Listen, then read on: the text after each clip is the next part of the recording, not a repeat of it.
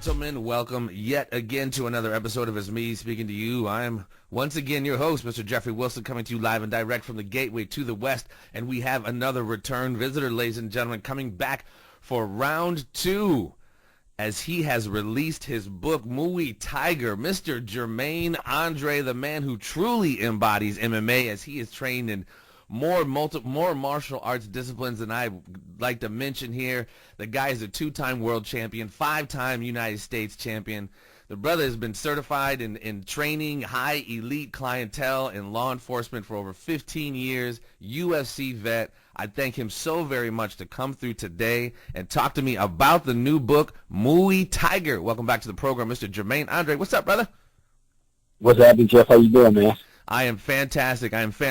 You were so cool and generous enough to provide me a copy of your book, Muay Thaiger. I was a bit on short notice, but I definitely went in and picked up a little bit on it, and you told me a couple of portions to specifically read. I did. We'll get into it here. Again, thank you for coming on the show, man. What prompted the book? Your story is amazing, as you know, people will read in the book. What prompted it, my man? You have obviously, like I said, about your martial arts, a very philosophical approach to the martial arts and life, and you can just pick that up when you're around you, and you hear it in your book. What prompted it all, my man?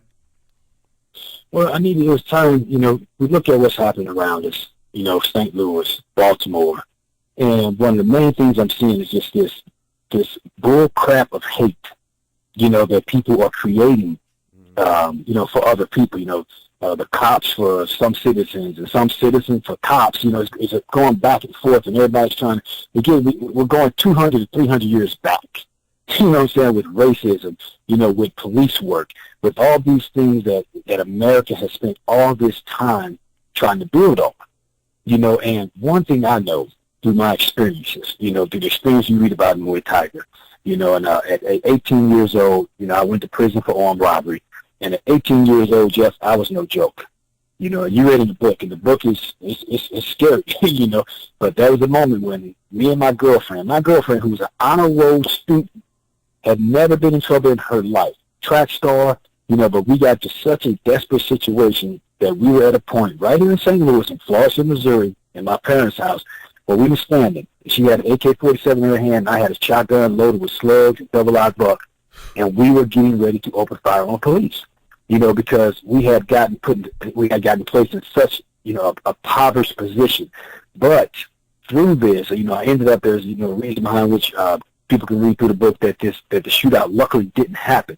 But I did end up in prison for 6 years. And through the 6 years in prison, I spent a year of solitary confinement. Well, I got to be with the worst of the worst. I was with, cops. I was with correctional officers. I was with a warden who actually believed in true rehabilitation. Incredible man named Dwayne Schilger, and a director of the forum called Gary Starbuck. And these men, I'm telling you, their beliefs and their thoughts, the way they treat people, they had this. Their philosophy was, if you give a person respect and responsibility, you can change them. And they had people who were in there for murder, who were counselors. So here you are in there, you're in there in prison, and your counselor was just in here for murder. You can't pull no bull crap over here. He ain't trying to hear that. So the thing is, all of these different types of people I got to be around. This was a majority white prison. It was in Wyoming. I was probably, I think it was, the yard I was on was probably 300 on that yard. I think it was 10 of us black guys. And, we had no problems. I had no problems with racism. I had no problems with that from the cops. It was all one thing I learned was that people are people. And one of the most important things I learned is that the way you treat people is going to be a determining factor on the way they treat you.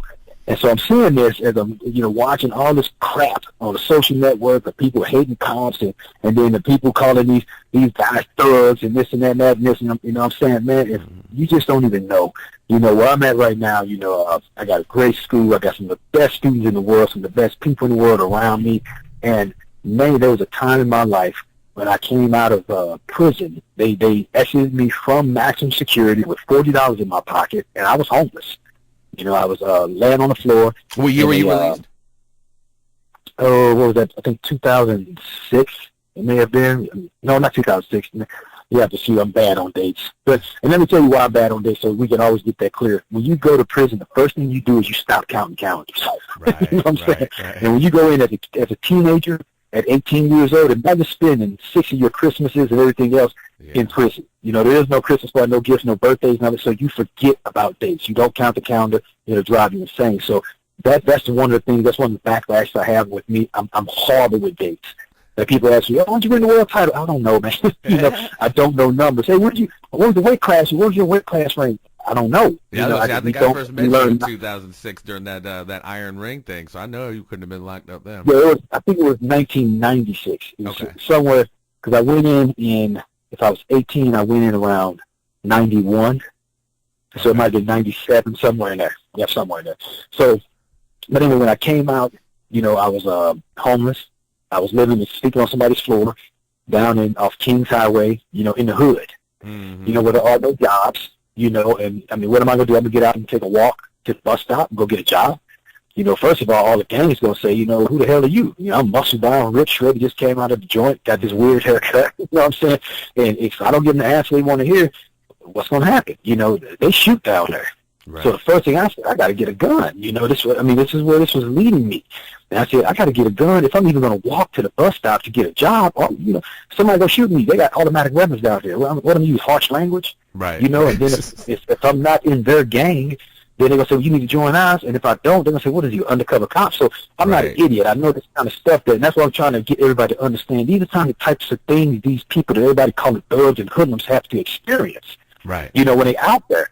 And they have to find ways. And sometimes, you know, your brother might be the leader of the Christian, your whole family kicking the crap out of you. If you don't join in, you're dead. You know, so getting people to understand that people, you know, the type of situations they go through. My story shows you that. But when I was down there and, you know, my family was doing horrible, I'm doing horrible, and I said to myself, I wish I was back in prison.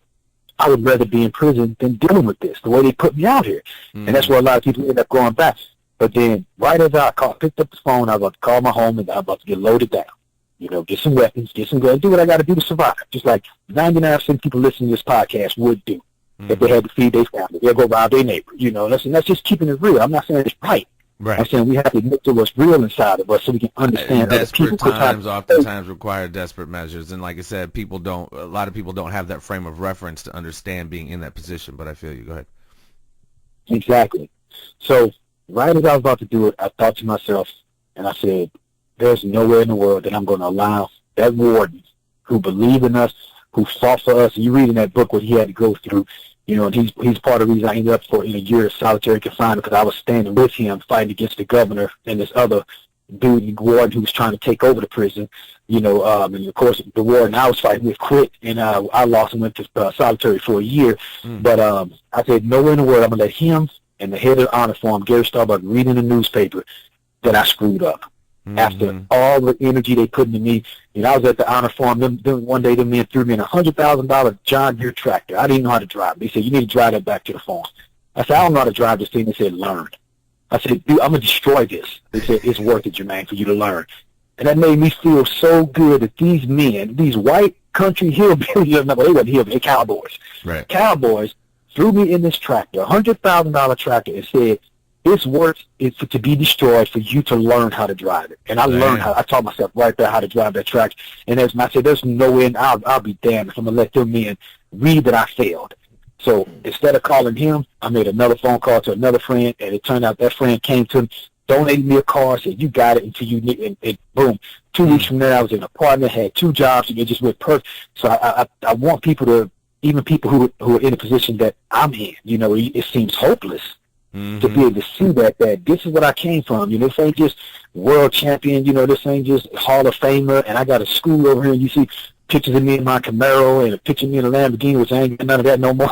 You know what I'm saying? I'm in a Toyota now. Right. You know what I'm saying? But just showing them the truth that, you know, you can be down and out, and then all the people who are fortunate, don't be so down on people who are down now. You might say one thing that makes that person decide not to go down that pathway. Your kid might run into him when he got the gun out one day. You know, just like the whole situation with the poor vet that got shot. You know, everybody think they move away. I'm going to move out to Chesterfield. I'm going to move out here. I ain't got to be near it. But when you go to the ball game, you near it. Right. That's their neighborhood. Yeah. You know what I'm saying? And everybody agitating because they don't have to deal with those problems. So I'm hoping to bring some type of unity and understanding on all sides. And even, you know, there's some stories in there Why do it a police officer, man? There was a time I got pulled over by a police officer, and I was 100,000% illegal. No plates, tinted windows, license was expired. I mean, just he pulled me over, highway patrol guy, and he came up to the car, like, dude, I got to take this car through. And I was broke, and I was trying to fight, and I had fights because I had nothing, no money, no nothing. I just put my head on stress and, man, it seemed like everything I try to do just, keeps effing up. And the highway patrol guy said, what'd you say?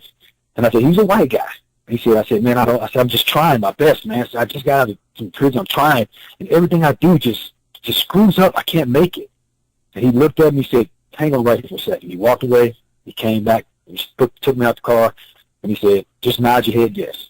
And I said, okay. He said, my patrol car is low on gasoline. I'm going to have to go fuel it up. And I want you to wait here for me. And I nodded my head yes. And he said, get the hell out of here. And I was like, why not? You know what I'm saying? Him just doing this for me. Yeah. When I was already in the wrong, he could have lost his job over that. Yeah. You know what I'm saying? But that's why I try to get people to understand, but it's because of the way I presented myself to him. Right. I wasn't, you pig, what you pulled me over for? And I'm telling you, and I learned all of this, and I tell stories and I teach people, man, I'm telling you, 99% of the time, the way you act towards somebody is going to determine the way they're going to act towards you. Yeah, no, and that's absolutely true. No, and that's so true, man. Respect begets respect. And honestly, one instance, I think I saw a video a couple of days ago of yours, and it was quite profound, man. It's interesting how a spoonful of medicine, a spoonful of sugar helps the medicine go down. But you were talking about the same scenario. It was you were in a club, or it was a bouncer type scenario, and these dudes were getting ready to wild out or wilding out. But you pretty much approached it in a way of not even aggression. It was just like, hey, man, what's up, dude? Damn, you guys, I'm not trying to fight none of y'all or get thrown through the wall, but, man, that honey over there, like, you just switched the whole frame. Just like it was almost these are not the droids you were looking for. It was like a Jedi mind trick type thing. But, I mean, like I said, that respect does beget respect. Like, you literally... Because I'm a big kind of metaphysical energy guy. If you go with like aggressive energy, it's just going to beget the same thing. You know what I mean? But if you come in with a different kind of frequency level of energy that brings it down, because that is kind of infectious from you. And I'm sure that guy was probably like, yeah, I really don't want to fight you either. But like you said, like you brought up a girl. Hey, there's a girl over here, man. This girl's been looking at you all night. Why you want to roll around with us when you can be rolling around with this girl? So no, that's so absolutely true, man. It's so true. How you approach people really can determine how the outcome. Well, I believe in what's called, I call it giving a man's way out. Most people just want to be respected. Right. You show them some respect, and they'll back out. And that's what I do when I was a bouncer. I try to give you a man's way out. Like I said, the first thing that happen, I know when I walk up to you, you're going to be threatened and intimidated. I'm a big dude with a crazy haircut. I look mean. Right. I spent 6 years in a place where I had to look mean. You know what I'm saying? So that's plastered on my face. Then I came out here and I fought for 15 years, looking mean and crazy. So I know what you feel like when I approach you. So that's the first thing I'm doing is I'm going to drop that compassion at them that and I know you got a problem going on here, and I don't know the problem. You might be right for wanting to fight. So I don't want to come over here and make you the bad guy, but then the first thing I do is offer that respect that, hey, look, man, I don't want to get into it with y'all. You probably going to throw me through a wall. Right. So I'm saying I'm not trying to say I'm better than you. Right, I'm saying you might be better than me. Sure. And then I bring a little humor to it. Look, this girl been checking you out. If you don't get her, I'm going to get her. Right. But if you want to roll around with a bunch of bouncers and get eye sweat in your mouth instead of her sweat in your mouth, then something wrong, that made them laugh. Right. Then you brought the humor to it. And like I said, then after that, those guys are my friends. Now, when I walk in the bar, somebody else starts something, they stand over the background and say, hey, you need us? I'm saying, no, we cool. So that's what it is. And that's what I'm trying to bring to people, man, get people to understand that. And, my story, it's living proof of it, No, and absolutely, and I think it's, like I said, it's infectious, and you've been teaching people, so much, and it's not just about, the punches and the kicks. It's more about, the discipline and the more internal part about it, and I think that's what allows you to be able to, in my opinion, be able to take the ego out of these equations when you're talking about confrontations with people, and that's what I think a lot of people lack that ability to do. They're so reactive. They're so in the need to prove themselves or, their own self-worth, et cetera, so they're just reactive, and they're just like, no, man, you know what I mean? It becomes an ego thing, and if they could just take that ego out of it and be less reactive, it becomes, you're able to kind of, listen to someone with more of a philosophical point of view, like yourself. And that's what I've got, I think we talked about my cure. Did we talk about my cure last time on here? I'm not sure. I'm not sure if we did now, but I'll mention it real quick. That's what I call the cure. CURE. Compassion, understanding, respect, and education. And I said, everybody would use that towards everybody to deal with. First of all, have compassion that you don't know what this person's going through, and that if you were going through what they're going through, you might off yourself. You know what I'm saying? That's the truth. And then second, have understanding that he may have a reason for what he does. It may be a good reason. Just because you don't know what it is, don't make you superior. You may be ignorant to what his good reason is. Exactly. And then you got to respect the fact that there may be something about him he can do that make you go, wow. You know, he may be the greatest artist in the world. You know, here's this dude, let's say, sagging pants, and he got dreads hanging and all that. But he may be the best mathematician in the world. Yeah. Exactly. He may be, there's something he may be able to do that when he shows you, you go, oh, he may be able to do 15 backflips in a row and land with no hands and never took gymnastics. You go, holy God. So I say, always hold that respect that there may be something that you don't know about it. And then, of course, the education is for all of us that, you know, the more we educate ourselves, you know, the more we can understand, have compassion and respect. You know, so I always say if everybody uses that, and that's what I always try. Whenever I start getting mad, I say, okay, Jermaine, you got to get into the cure in your head. First of all, you start with compassion. That tears down those walls, brings down, like you said, that aggression, where everybody feel like, you know, you're challenging each other, because that's what the world does. It puts us against each other. It's one piece of cheese, we all fight for it. Exactly. You know what I'm saying? Yeah. But we got to make sure we don't turn into a bunch of rats. Well, no, I mean, that seems to be what it is, too. I mean, it's like there seems to be, in any more, and from a larger standpoint, there seems to be a lot of vested effort from whatever forces to create that divisiveness, to make sure we do stay at each other's throat. I'm sorry? You get deep. I said, now you really get into it. Go ahead. Well, no, I'm just saying, I've known this for a long time, but it's like, you know, we need people like you to kind of to transcend that. But like, I had a young man on last night, 25 years old. He owns this computer company, and he's teaching kids 8 to 14, 15 on how to code computers and build apps.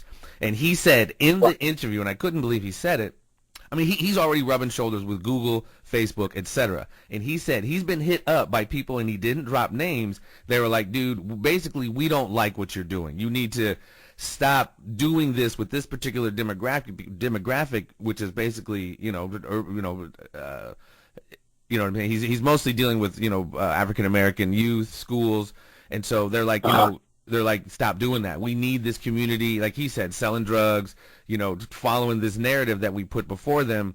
And he's like, you're messing this up, basically. And he even said in the interview, he's like, I think at some point they're going to kill me before I'm done. I can't believe he said it, man. But my point is, there is a lot of forces involved in the divisiveness, keeping the divisiveness going, whether it's on the, you know, the police's side or the other, you know what I mean? There's a lot of forces keeping people at each other's throat by design. Your thoughts on that? Well, the truth of the matter, like I said, you get real deep now, brother. But the truth of the matter is, this is the matrix, man. You know, this is the matrix. I tell you all the time. That's why, and that's exactly why I went. And I'm gonna tell you this: when people you read my book, when I stood up against what was going on, it's because the governor, he was on a kick. They were trying to move the prison towards punishment and away from rehabilitation. Mm-hmm. And so, of course, there's some people who want to see prisoners punished, you know, but Dwayne Schillinger's motto was this: if we punish you, you're going to come out worse. Right. Ain't y'all paying attention to the recidivism rate? Mm-hmm. These guys are in here for this. You screw with them, and then they're going to be worse, you know, but you had this and that. So the governor was pushing that. He's trying to put a new warden in, all this.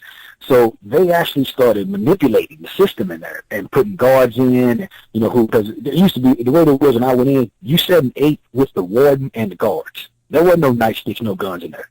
You sat and you ate dinner, but they come to your cell, you watch movies together. You come up to the cell block, and the guard be sitting there with me watching movies. We be smacking each other in the head, and it was so tight that this was the warden's main policy. He said, if a guard ever disrespects you, you send your kite, and he has to fight you in the boxing smoker, and vice versa. If you ever disrespect one of my guards, and he said he challenges you, you have to fight him or you go into solitary confinement. So he had this old school gangster cowboy way, you know what I'm saying? Wow. And you never had problems in there. It worked. But they wanted to come in. Of course, there was money involved. They wanted to build a new prison, all that kind of stuff, you know. And so they were trying to agitate the prison. And all the prisoners were getting agitated. They get in the fight, started going in the hole. You know, they started taking stuff away, took away the television so you can't see your wife no more. And I'm the one who enlightened everyone. I said, don't y'all see what they're doing? Mm-hmm. I said, they're trying to start a riot so they can say it's a violent place and it's overcrowded and all this, so they can come in and shut it down and build a new, get the money for a new prison from the taxpayer. So I was that guy who you're talking about. Well, and that's almost a microcosm of what people say are happening in these certain communities, that they're deliberately blighting them to make it where, like the scenario where you described, where you have an AK and your girls got slugs, you know what I mean, where there is no opportunity to make it so that, you know, like you said, it's a Hegelian dialectic of problem reaction solution of they create the problem and then the reaction happens and then they come in with the solution of the problem they created. But the solution's already made. Yeah, the solution's already made. Right? So that's what they were trying to do, get that prison to riot. You know, and so I stopped that plan because I brought all the maximum security, medium, because I knew all the head dudes. You know, you had gang members in there. It just didn't cause problems because Dwayne had a beautiful system. We had mafia in there. American Indian movement. That's the biggest gangsters in the planet. People don't even know who they are. Hey, so we had all of them, all got along. I sat next to Aryan Brotherhood, Aryan Nation. We were brothers in there, all of us, Mexican Mafia. And, you know, they started trying to get them to gang up. They started bringing in prisoners, you know, from California prisons who were bringing the gangs back together, trying to woke everybody up. And so I got them to stop, and we had a sit-out. And then because of that sit-out, because I was stuck, that's when they took me to solitary confinement for a year. You know, Dwayne ended up quitting because they took the trailer business. Dwayne told me, you take these trailer business, this place going to blow up. And then that's why they took me. So what you're saying, you know, I see that all the time out here. I always tell you, say to people, you have to be careful that you don't fall into that system, because my daughter asked me one day when she was young, she was 14, she said, Dad, I heard that my country makes food to kill people. Is that true? Wow. I said, look, let me tell you this, baby. I said, this is what's real. Population control is one of the main problems on this planet, and overfeeding and stuff like that. And then there are the super, super rich, greedy who want to keep tons to themselves and keep us under control. So there are things put out there to destroy you. Drugs, bad food, you know, stupidity, you know. And then, like you said, even getting you in these situations like I was in. Let's put Jermaine out of maximum security with nothing, with $40 in his pocket. You know he's going to end up there back in jail. But this is the thing that they weren't thinking about, is I'm probably going to take about 50 citizens down with me before that happens. You know what I'm saying? And that's where the citizens need to open their head.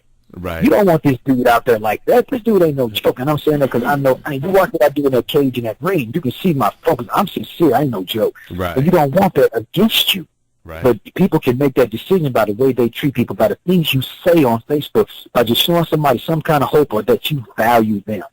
That, man, look, I know you're going through what's up, but you got value. You can find it. And that's what Dwayne and Gary and then their staff and those guards who were there at that time showed me that when he was on, when it was working on me, you know what I'm saying, what we talking about was working, and probably sitting there on up there looking through their little camera saying, yeah, we got you, man. Right. He making that phone call. He get ready to get loaded down with some automatics, and he probably go, we got him. And then what that magic that those guys put in me of respect hit me so hard that I said, I'll be damned if I'm going to betray these guys and let them read that this is what I did after all they went through with a knucklehead like me. Because I was trying to deal with even in there. And absolutely, I'm sure, man. But, I mean, it's so true what you say, man. All it kind of takes is one, like, lending hand sometimes or, you know, caring voice. Oftentimes, so many of these kids are growing up without that, you know, not even like any kind of mentor at all. So they're just growing up, you know, doing whatever all the other knuckleheads are doing. And they literally do. They fall into the matrix, man. They fall into the trap, you know, in more even on this whole prison thing, like the whole, what's it called? Commercial corrections. Oh, my goodness. Commercial corrections, prisons of America, or something like that. I mean, it trades on the stock exchange, so it's like, and part of their bottom line is how full the prisons are. So it's just like, man, staying out of the system, man. Folks got to realize it's no joke anymore, man. It's not. It's a industry. It's not even just, you know, a punitive measure. It's an industry. Yeah, it's big business now. And I tell people that now, I even say to some of these little Thundercats, you know, because they listen to me. You know, the main thing make them listen when I tell them, I had the AK, and I would have shot a cop, and I wouldn't have felt bad about it. You know, and that's just the truth. That's the frame of mind I was at that moment. Right. So they listen and they say, oh, man, he's the real deal. You know, I got street cred. But I tell them, I say, look, don't be stupid, because they don't care about you want to be a thug, because they got a place for you. Yeah, you are. Exactly. They're gonna get paid, but that is like you going to get a job. Either you're gonna go and become a janitor, or you're gonna go and become a lawyer, or you're gonna go and become a politician, or you're gonna go and become a priest.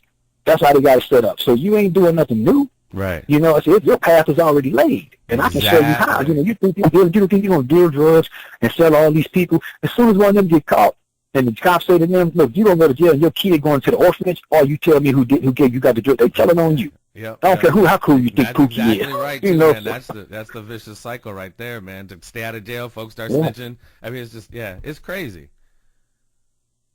Yeah. So I mean, again, man.